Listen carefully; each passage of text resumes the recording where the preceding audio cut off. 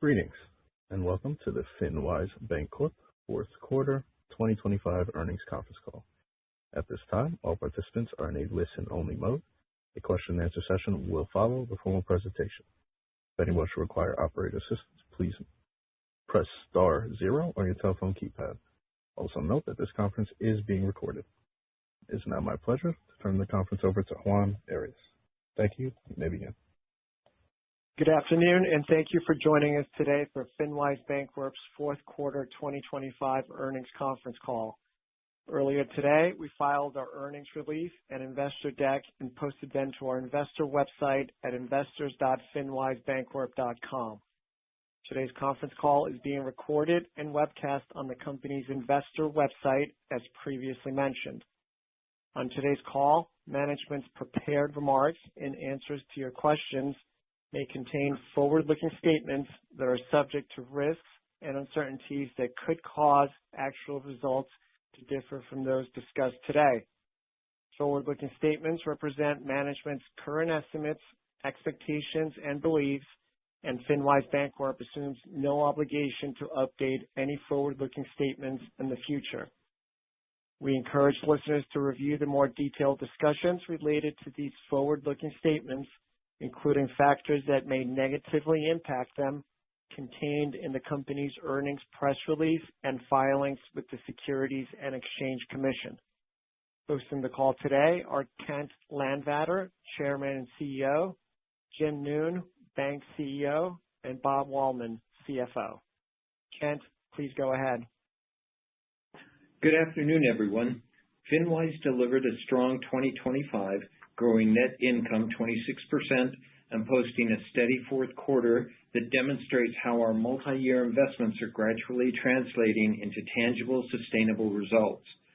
The meaningful progress we've made in expanding and diversifying our revenue streams underscores both the durability of our business model and the momentum behind our long-term strategy.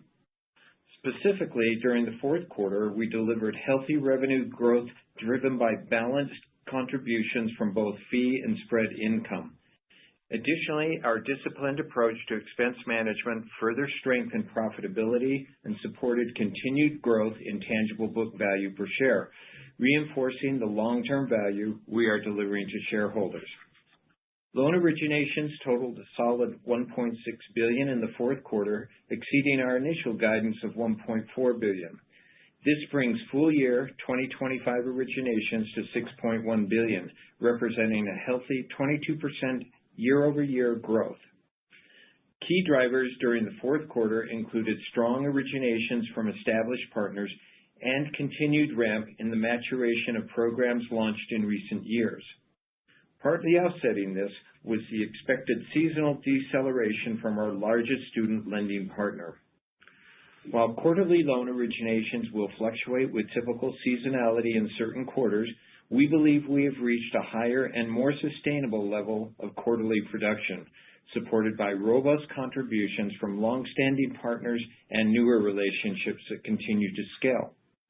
We also experienced strong uptake of our credit-enhanced product, ending the quarter with balances of $118 million, exceeding both the $115 million outlook provided on our third quarter earnings call and our initial guidance of $50 to $100 million. This product is a core component of our lower-risk asset growth strategy, supported by a structure that requires fintech partners to maintain a deposit account at FinWise against which charge-offs are recovered. Turning to our BIN and payments business, although ramp-up has been more measured than we initially anticipated, we remain confident in the long-term value proposition. Integrating these capabilities under one roof enhances our ability to win new partners, expand cross-sell opportunities, and deepen strategic relationships over time. While strategic partnerships with a lending focus remain our most profitable relationships, we are generating increased interest by also offering BIN and payment solutions.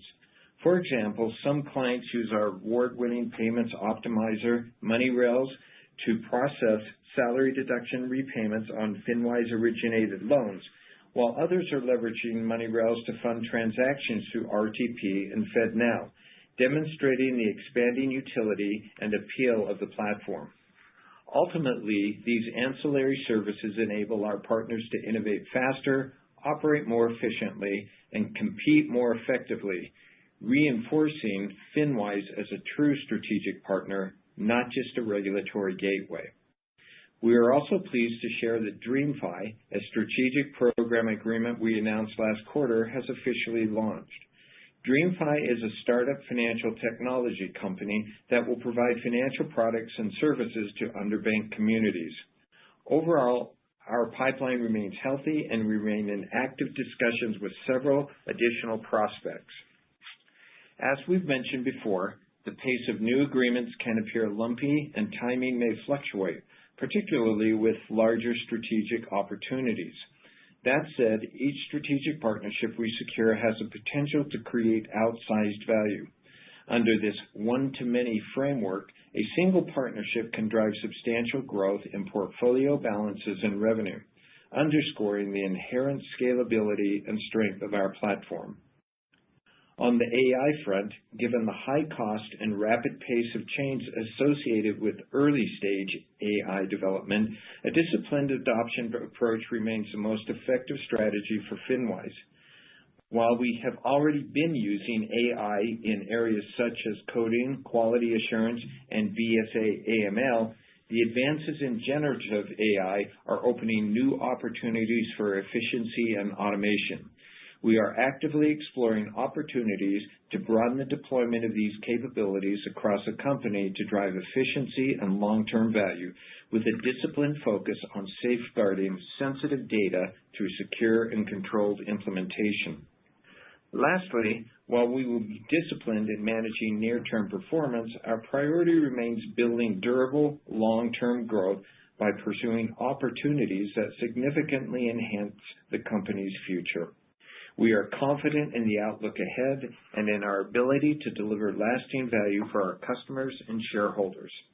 With that, let me turn the call over to Jim Noone, our bank CEO. Thank you, Ken. I'll shift now to provide an update on our credit quality and our SBA business.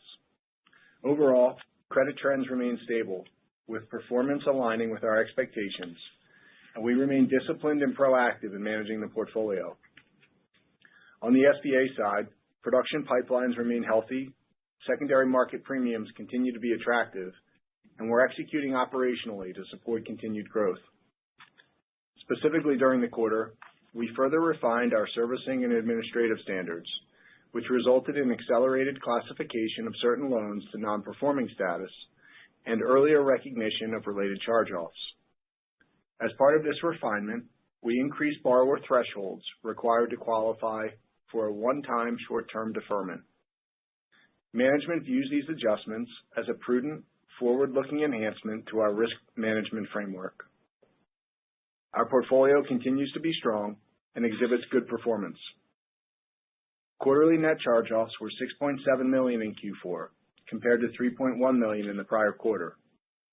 $1.5 million of the total NCOs were attributable to our credit enhanced balance sheet program. However, these losses are guaranteed, and FinWise is reimbursed for any losses from the cash reserve each partner is required to maintain at FinWise. Of the remaining $5.2 million in NCOs, $1.2 million was due to the updated servicing standards that we implemented in the quarter. Provision for loan losses were $17.7 million for the fourth quarter, compared to $12.8 million for the prior quarter. The increase was driven primarily by growth in the credit-enhanced loan portfolio, as well as higher net charge-offs resulting from our updated servicing standards, which led to the accelerated classification of non-performing loans and charge-offs. As a reminder, the provision for credit losses associated with the credit-enhanced loan portfolio is different from the core portfolio provision because it's fully offset by the recognition of future recoveries pursuant to the partner guarantee described as credit enhancement income in our non-interest income. This quarter, we included a new table in the earnings press release that breaks out the total provision between the core portfolio and the credit enhanced portfolio. Positively during Q4, the net increase to our NPL balance was less than $1 million, bringing our total NPL balance to $43.7 million at the end of the quarter. This modest increase was mostly due to SBA 7A watch list and special mention loans migrating to classified status, and compares to our guidance on our prior call that $10 to $12 million in balances could migrate to NPL during Q4. The lower than potential migration reflects the team's proactive efforts in disposing of collateral securing NPLs. Of the $43.7 million in total NPL balances, $24.2 million, or 55%, is guaranteed by the federal government, and $19.5 million is unguaranteed. Quarterly SBA 7A loan originations decreased quarter over quarter, primarily due to extended SBA processing delays resulting from staffing cuts at the SBA, with additional impact from the government shutdown. During the quarter, we took advantage of attractive secondary market premiums to increase sales of the guaranteed portion of our SBA loans, particularly after the government's reopening in November, which contributed to elevated gain on sale income. We will continue to follow our strategy of selling guaranteed portions of our SBA loans as long as market conditions remain favorable. Following the government's reopening in late November, the environment for SBA loan originations has normalized, with turnaround times returning to more typical levels. Notably, our SBA guaranteed balances and strategic program loans held for sale, both of which carry lower credit risk, collectively accounted for 34% of the total portfolio at the end of Q4, underscoring the lower risk composition of our loan book. I will now turn the call over to our CFO, Bob Wollman, to provide more detail on our financial results. Thanks, Jim, and good afternoon, everyone. FinWise reported net income of $3.9 million for the fourth quarter and diluted earnings per share of 27 cents. Key drivers during the fourth quarter included a notable increase in loan originations and a significant rise in credit-enhanced balances, both greater than our expectations. Fourth quarter results were also impacted by an increase in net charge-offs, in part stemming from the previously mentioned refinement of our servicing and administration standards. The higher net charge-offs resulted in a higher provision for credit losses on our traditional banking portfolio, which negatively impacted our Q4 net income by $1.1 million after taxes. Net interest income grew to $24.6 million from the prior quarter's $18.6 million, primarily due to the increase in the bank's credit-enhanced balances in the held-for-investment portfolio of $76.5 million. The credit-enhanced loans carry a higher contractual interest rate. The higher interest income is partly offset by higher average balances in the certificates of deposits used to fund the loan portfolio growth. Net interest margin increased to 11.42% compared to 9.01% in the prior quarter. The increase is largely attributable to the credit-enhanced portfolio growth of $76.5 million. As a reminder, we suggest thinking about our net interest margin in two distinct ways, including and excluding excess credit-enhanced income. When including excess credit-enhanced income, we anticipate the margin to increase, supported by the continued expansion of our credit-enhanced loan portfolio and strategic efforts to lower our cost of funding. Conversely, excluding excess credit-enhanced income, we anticipate a gradual decline in margin consistent with our ongoing risk reduction strategy. The effect of the credit-enhanced income on net interest margin is included in our GAAP to non-GAAP disclosures at the end of the earnings release. We also posted solid non-interest income of $22.3 million compared to the prior quarter's $18 million. The growth was primarily due to increases in credit enhancement income driven by our higher credit-enhanced loan balances outstanding at year-end 2025. Partly offsetting the rise in non-interest income was a decrease in strategic program fees due to lower origination volumes. As a reminder, credit enhancement income offsets the provision for credit losses on credit-enhanced loans dollar for dollar. As a result, when the provision expense and the credit enhancement income are considered together, they offset and result in no effect on our profitability. Non-interest expense was $23.7 million compared to $17.4 million in the prior quarter, primarily due to increases in credit enhancement guarantee and servicing expenses resulting from the growth in credit enhanced loan portfolio.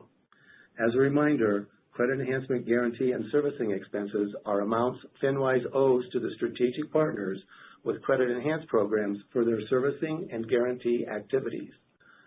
The reported efficiency ratio for the quarter was 50.5% versus 47.6% in the prior quarter. Importantly, we continue to generate solid balance sheet growth with total end-of-period assets reaching $977 million. The increase is primarily due to continued growth in the company's cash balances deposited at the Fed, loans held for investment, and an increase in the credit enhancement asset. Average interest-bearing deposits were $567.4 million compared to $523.9 million in the prior quarter. The increase was primarily in certificates of deposit, which were added to fund loan growth, and an increase in non-interest-bearing demand deposits primarily related to collateral deposits by certain strategic programs that anticipated increased volumes due to typical seasonality in student loan funding in January 2026, which increased our balance sheet liquidity. Let me provide forward outlook on some key metrics as we've done in prior quarters. Loan originations for Q1 2026. Originations through the first 4 weeks of January are tracking at a quarterly run rate of approximately $1.4 billion. Loan originations for full year 2026. We remain comfortable using $1.4 billion in quarterly originations as our baseline, as it normalizes for student lending seasonality. Annualizing this level and applying a 5% growth rate provides a reasonable outlook for originations for full year 2026. Credit enhanced balances for full year 2026. We remain comfortable with organic growth in credit enhanced balances of $8 to $10 million on average per month for 2026, but could see some variability between months. SBA loan sales. While we don't provide a specific outlook, we will continue to follow our strategy of selling guaranteed portions of our SBA loans as long as market conditions remain favorable. Quarterly net charge-offs. We anticipate that approximately $3.5 million in net charge-offs for our non-credit enhanced loans is a good quarterly number to use in your models. Non-performing loan balances for Q1 26. We think there is potentially as much as $10 million in watch list loans that could migrate to NPL in Q1 26. We continue to expect a gradual moderation in NPL migration as loans underwritten in lower interest rate environments continue to season, though the migration may be lumpy. Net interest margin. We remain comfortable with our prior outlook that when including credit enhanced balances, the margin is projected to increase, supported by the continued expansion of our credit enhanced loan portfolio and strategic efforts to lower our cost of funding. This upward trend is expected to persist until growth in these balances begins to moderate. Conversely, excluding excess credit enhanced income, we anticipate a gradual decline in margin consistent with our ongoing risk reduction strategy. Efficiency ratio. We remain focused on driving sustainable positive operating leverage with a long-term goal of steadily lowering our core efficiency ratio. That said, there may be periods in which the efficiency ratio may rise. Tax rate. While multiple factors may influence the actual tax rate, we suggest using 26% in your modeling. With that, we would like to open the call for Q&A. Operator? Thank you. And with that, we will now be conducting a question and answer session. If you would like to ask a question, please press star 1 on your telephone keypad. Confirmation tone will indicate that your line is in the question queue. You may press star 2 to remove yourself from the queue. For any participants using speaker equipment, it may be necessary to pick up the handset before pressing the star keys. One moment while we poll for questions.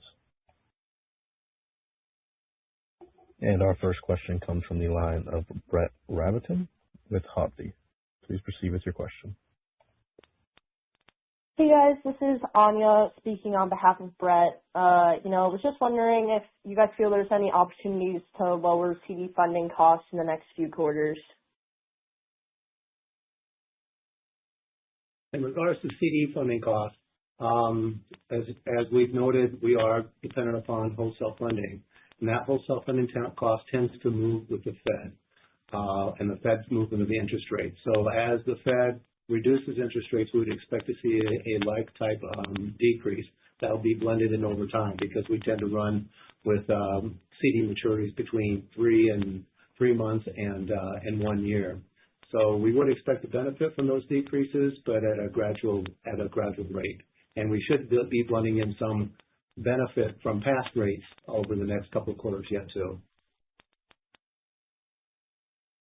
Thank you. And, do you guys have any thoughts on the progression of money rails and the BIN sponsorship potential later this year?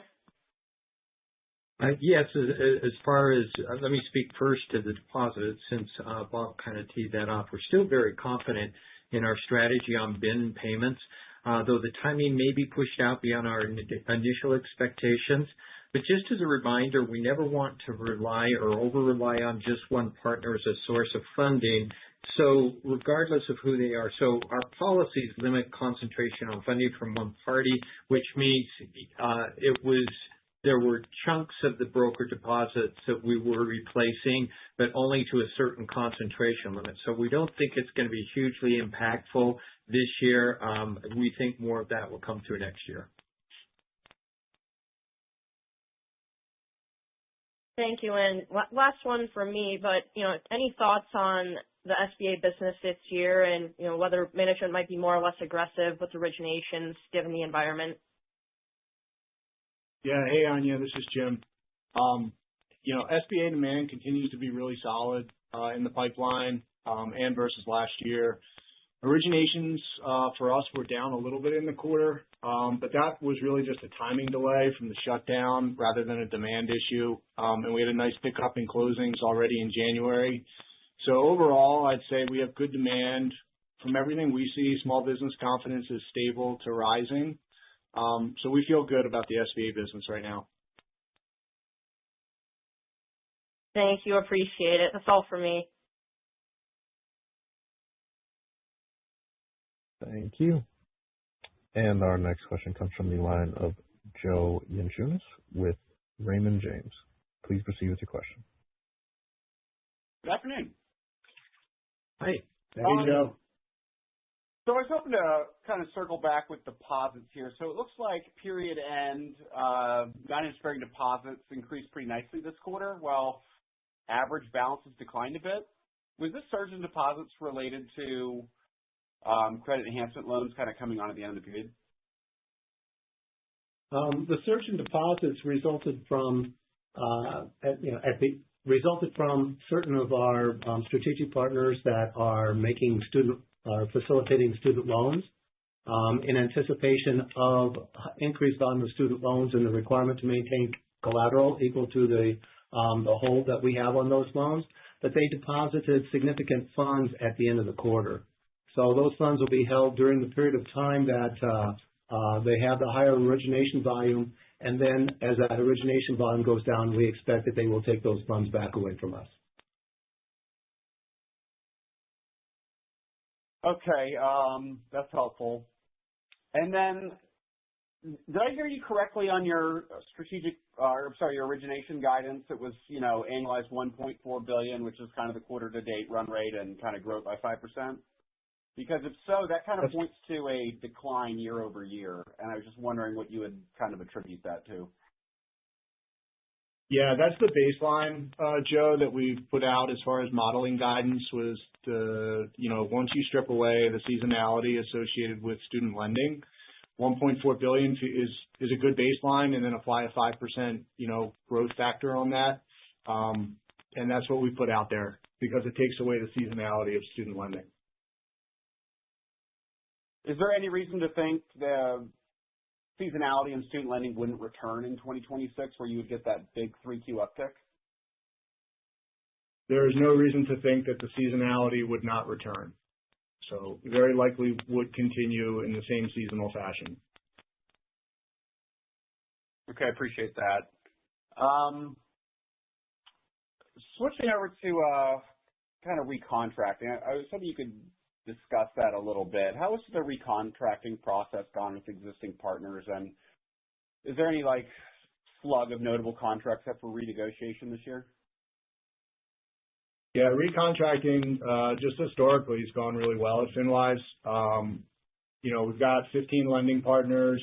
I think, since we started this business in 2016 and have been, operating without interruption, any type of regulatory issues, since that time. I think we've had 3 partners in total that for one reason or another kind of matriculated out of their partnership. 2 of them were during COVID. They were commercial lenders that kind of went into COVID, I would say, challenged and closed. So it wasn't anything in the partnership. It was really a business model and a business model issue for them. The third was one of our original partners back in 2017 that we just never saw eye to eye on what the sponsorship relationship looked like. So we've been very fortunate in the partners that we've selected, and I think have generally had a really good relationships with them. Those contracts are generally 3 to 4 year initial terms with 2-year, renewal terms on each of them, and so they're staggered. Every year there's a handful that come up for renewal, but there's nothing I would point you to as far as concerns. Okay. And then last one for me here. There's been an increase in discussions around fintech setting their own bank charters. And, what's your take on this trend and how it could impact both, FinWise and the sponsor bank industry as a whole? Yeah, I'll take that one. We watched that pretty closely, actually. There's a lot of fintech charters out there, as you know. There's also some here in Utah, some applications as well. But as we've said in the past, a banking charter is not really the best option for all fintechs. Of course, larger, well-established fintechs would be more interested than smaller fintechs, but any fintech looking at considering a charter would have to go through seriously how that would impact their vision, culture, innovation cycles, and so forth. So, but for FinWise specifically, we've always thought of our partners in terms of a bell curve. Some of the most successful partners continually are those kind of in the middle of the bell curve, where they put up results, really good results year after year, but probably aren't interested in growing to a size where they would need a bank charter. Of some of those partners that are in the right side of the bell curve that are outperformers as far as volume goes, yeah, I would imagine some of them are looking at those. But one thing that we've tried to impress on everyone in the past is we've built a scalable platform that allows us to continually pursue new partnerships. And so, we just plan for partners going away and partners coming on. And as Jim said, right now we've got 15 and we feel good about 2 to 3 a year still. Okay, and then, one more for me here. So I understand that you'll continue to add 2 to 3 new partners a year, but can you talk a little bit about the success or, planned initiatives to try to cross-sell products with existing partners? And then just to kind of piggyback off that, and I may have missed this in the materials, how much volume is currently running through MoneyRails? Okay, we don't disclose that as the last question. We don't disclose that, but it's becoming more meaningful. Usually the way a partner launches is we get the launch going, and then it scales over the next 3 quarters or so, let's say. And so we're seeing decent volumes, but from a couple partners, but we anticipate those will grow. But what we're finding in this space right now, and especially as it regards BIN and payments, is for this to make sense as a standalone product, you need partners that can generate significant volumes. And the sales cycle for these guys just takes more time. But what we've really found that's a nice surprise is how providing these capabilities to existing partners doesn't require the same levels of scale, since they're add-on products that provide incremental income, and they already fit within our oversight regime here. And one of the things we're really excited about is we're attracting newer or different partners that have a greater need for all these products. For example, Tally, we signed last year, and they've been a big contributor, but we signed them as a card sponsor partner, but we're also adding the credit enhanced balance sheet flexibility for them, which really gives us upside and allows them to operate, better regarding their funding. And so, does that help? Yeah, that was very helpful. Thank you for taking my questions. Yeah. Thank you. And our next question comes from the line of Andrew Terrell with Stephens Inc. Please proceed with your question. Hey, good afternoon. Hey, Andrew.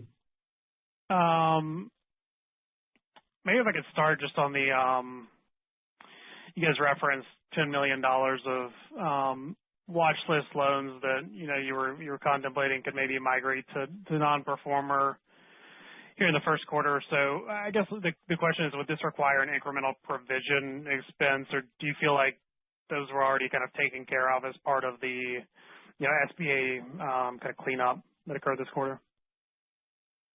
Yeah, so let me, hey Andrew, this is Jim. Let me just break them up into two things. So you've got so credit trends generally are stable.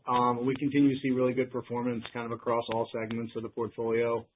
Bob mentioned in the prepared remarks that we did have a change to the servicing procedures at the beginning of Q4.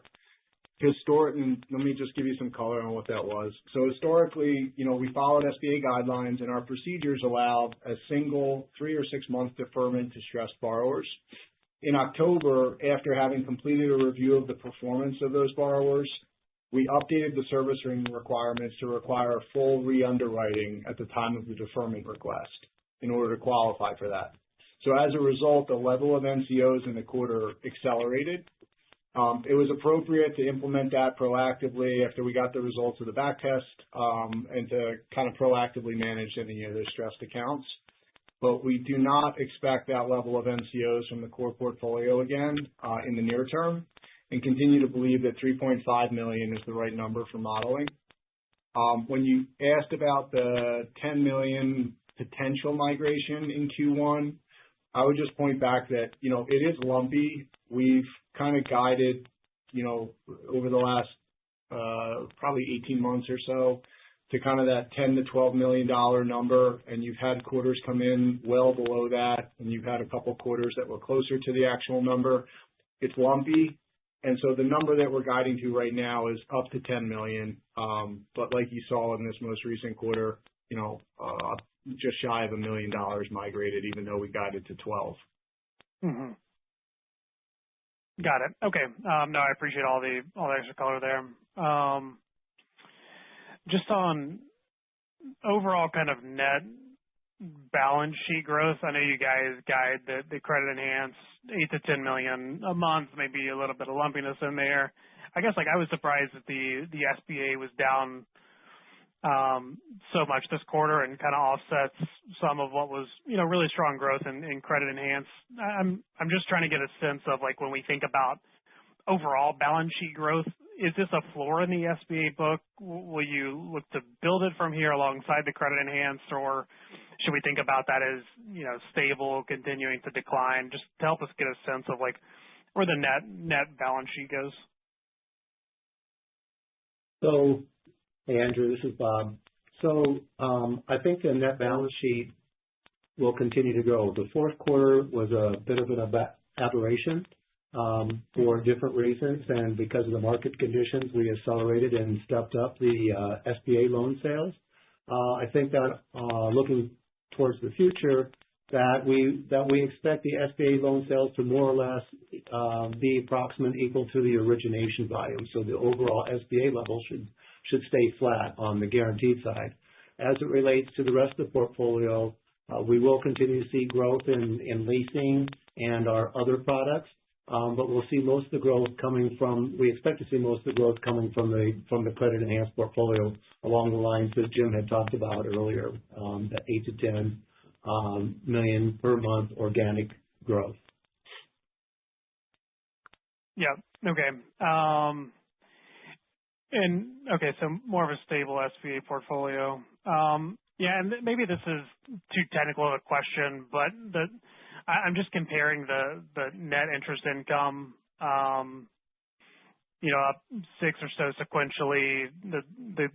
The credit enhanced guarantee and servicing expenses were up, a kind of commensurate amount. I'm assuming that the kind of mismatch here is just the one-time maybe aberration of SBA loans stepping down, and not reflective of just a significantly lower level of profitability in the credit enhanced business. Is that fair? I'm not fully sure I follow the question. I would note that the credit enhanced portfolio did grow significantly during the period to over $70 million, and that the level of profitability that we generated from this that remained constant. The real event for the income for this year for this quarter was the $1.5 million charge to the provision account related to the what we call the core portfolio. That would include the SBA portfolio. That included that considered the higher charge-offs as well as the factors as it related to the servicing and administration of that portfolio that Jim had talked about at length. That was the real drag in the period. Okay, fair enough. And then on the expense side, it sounds like you guys are looking at or maybe have some opportunities on the technology kind of implementation front. And with that or even outside of that, I'm just curious how you're thinking about pace of expense growth. Holding aside the guarantee expense and kind of servicing expense, just kind of the core expense lines. So as it relates to expense lines, we think that the $16 million would be a good starting point from a quarterly run rate for the non-credit enhanced operating expenses. So as we go into 2026, and then we would, as we expand the businesses, you would see the assets grow. It may be that we need to hire some additional people, but we do think that our revenues will increase, roughly 2 times faster than our expenses. So have a positive operating leverage ratio. That's kind of how we're seeing those factors. Okay. Great. Well, thank you guys for taking the questions.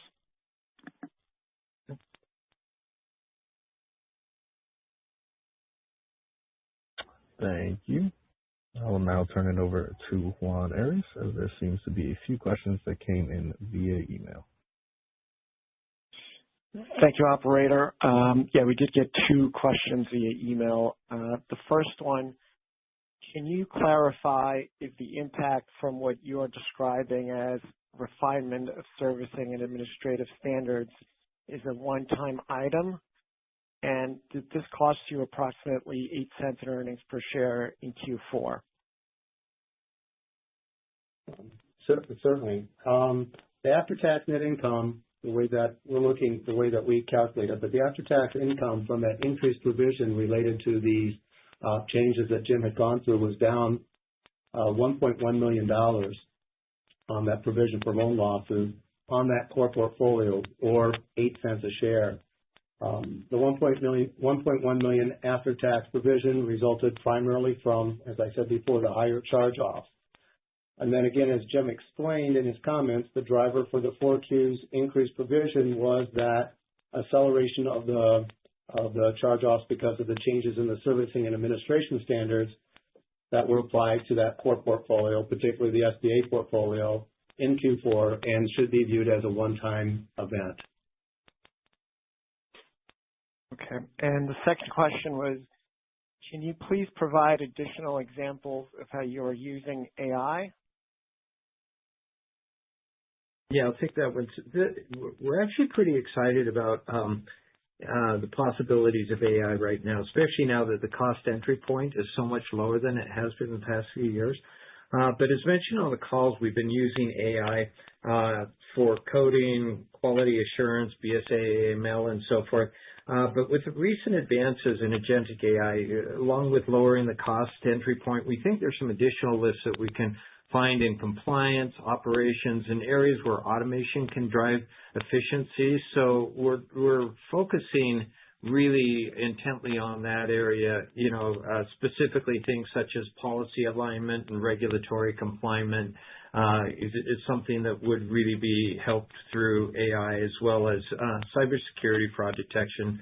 But I think most importantly right now, analyzing and automating the workflows at the bank.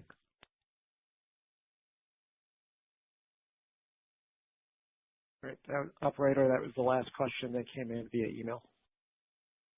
Okay, great. Well, thank you, and thank you, ladies and gentlemen. This does now conclude today's teleconference. We thank you for your participation, and you may disconnect your lines at this time and have a wonderful day. Thank you.